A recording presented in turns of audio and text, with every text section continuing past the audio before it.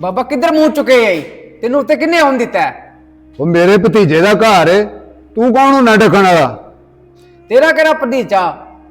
ਤੈਨੂੰ ਮੈਂ ਵੇਖੀ ਪਹਿਲੀ ਯਾਰ। ਉਹ ਤੂੰ ਨਵਾਂ ਆਇਆ ਸਿਕਿਉਰਿਟੀ ਗਾਰਡ, ਤੈਨੂੰ ਨਹੀਂ ਪਤਾ? ਉਹ ਮੇਰਾ ਭਤੀਜਾ ਹੈ, ਮੈਂ ਉਹਦਾ ਚਾਚਾ ਵਾਂ। ਬਾਬਾ ਤੂੰ ਜੋ ਵੀ ਐ ਸਬਰ ਕਰ, ਮੈਨੂੰ ਬਹੂ ਹਰਾਂ ਪੁੱਛ ਲੈਣ ਦੇ। ਉਹ ਤੂੰ ਖਲੋ, ਮੈਨੂੰ ਇਹ ਪੁੱਛ ਲੈਣ ਦੇ, ਮੈਨੂੰ ਜਾਣ ਦੇਗਾ। ਖਲੋ ਖਲੋ ਬਾਬਾ, ਮੈਨੂੰ ਬਹੂ ਹਰਾਂ ਪੁੱਛ ਲੈਣ ਦੇ, ਮੇਰੀ ਡਿਊਟੀ ਹੈ।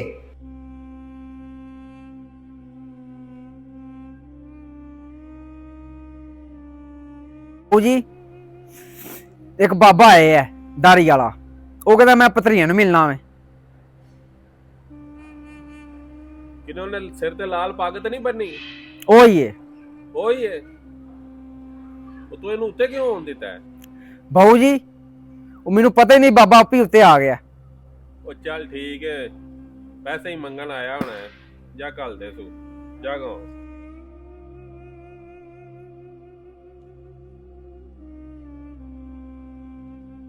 ਚੰਗਾ ਜ਼ਮਾਨਾ ਆ ਗਿਆ, ਆਪਣੇ ਘਰਾਂ 'ਚ ਜਾਣ ਲੱਗੇ ਮੈਂ ਇਜਾਜ਼ਤ ਲੈਣੀ ਪੈਣੀ ਹੈ। ਪੈਸੇ ਦੀ ਗੱਲ ਹੈ ਨਾ ਭਾਈ। ਬਾਬਾ ਜੀ ਬਹੂ ਹਰੀ ਉੱਤੇ ਬੈਠੇ ਨੇ, ਤੁਹਾਨੂੰ ਬੁਲਾਉਂਦੇ ਪਏ ਨੇ, ਜਾਓ।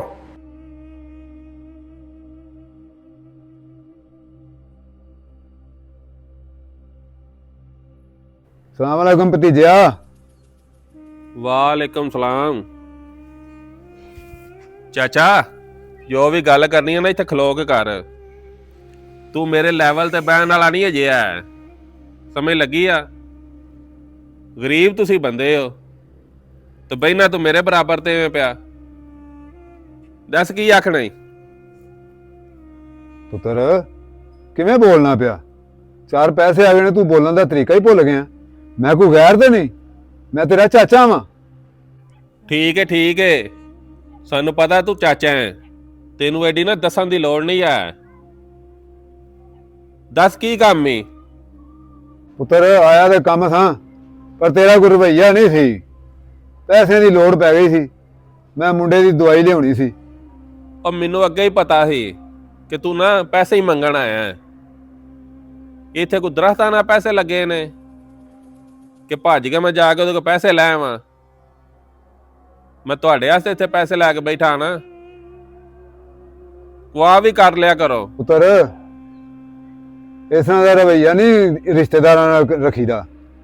ਜੇ ਰੱਬ ਨੇ ਤੈਨੂੰ ਚਾਰ ਆਨੇ ਦਿੱਤੇ ਨੇ ਨਾ, ਤੇ ਰਿਸ਼ਤੇਦਾਰਾਂ ਦਾ, ਭੈਣ ਭਰਾਵਾਂ ਦਾ ਵੀ ਖਿਆਲ ਰੱਖ, ਅੱਲਾ ਰਾਜ਼ੀ ਹੋਏਗਾ। ਚਾਚਾ ਜਾ ਬਹੁਤੀਆਂ ਗੱਲਾਂ ਨਾ ਸੁਣਾ ਮੈਨੂੰ, ਚੱਲ ਨਿਕਲਦਾ ਹੋ ਇੱਥੋਂ, ਕੋਈ ਪੈਸਾ ਪੂਸਾ ਨਹੀਂ ਆ ਮੇਰੇ ਕੋਲ। ਚੱਲ, ਕਿੱਥੋਂ ਆ ਜਾਂਦੇ ਨੇ ਮੂੰਹ ਚੁੱਕ ਕੇ ਮੰਗਣ। ਅੱਛਾ ਵੀ ਪੁੱਤਰਾ, ਅੱਲਾ ਵਾਰਸ ਹੈ, ਆਪਣੇ ਨੇ ਕੰਮ ਆਏ ਤੇ ਹੁਣ ਕਿਸੇ ਨੂੰ ਕੀ ਆਖਣਾ।